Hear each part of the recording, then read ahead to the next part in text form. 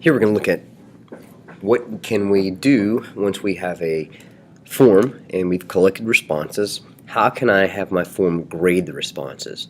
And so one of the ways we can do that is we can select an add-on, and I already have it here, but we go to Get Add-ons, and this will take you to the Google store, and you're looking for one called Flubaroo, or however you pronounce that word.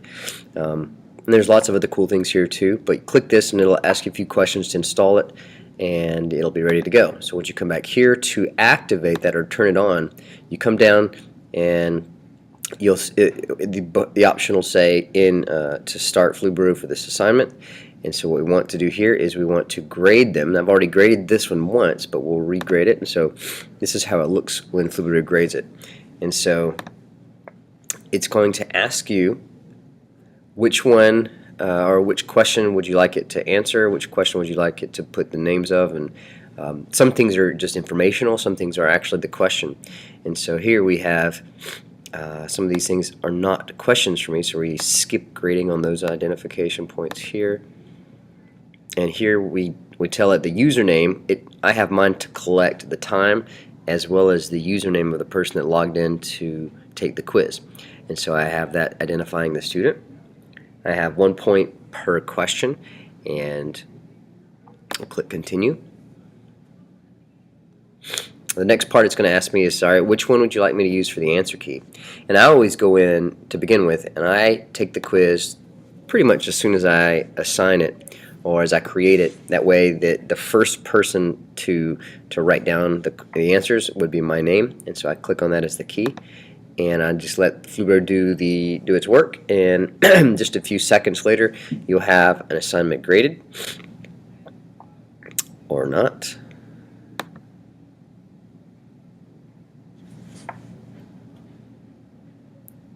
And here we go. Here's the responses, and you can see here it gives you a summary. There's a possibility of 4 points. You have an average of 2.28 out of the 4, so not so good.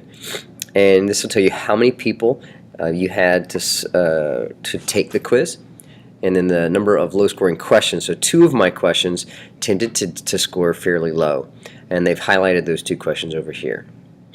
And so we can go and we can look down and we can scroll through all the different responses, and you can see the ones that are less than 70%, they've been highlighted in red. So as you can see at the bottom, you can see here it'll tell you the number that scored, and here you can see fairly low percentage. I think this marks off if it's less than 50%. You'll see the results for which questions are answered. So here only 38.15 got it correct, and here I guess 48% got it right.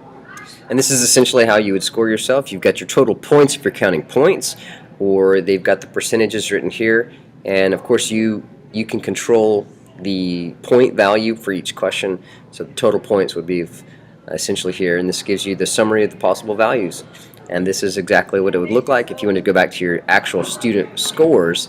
Click back over here, and you've got the results for each question.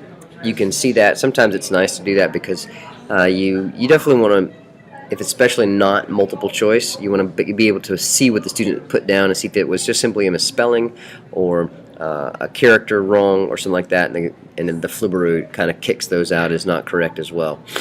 So it's always good to look back and see exactly what they put down for their grades. But that's effectively all you have to do to get a grade using Flubaroo.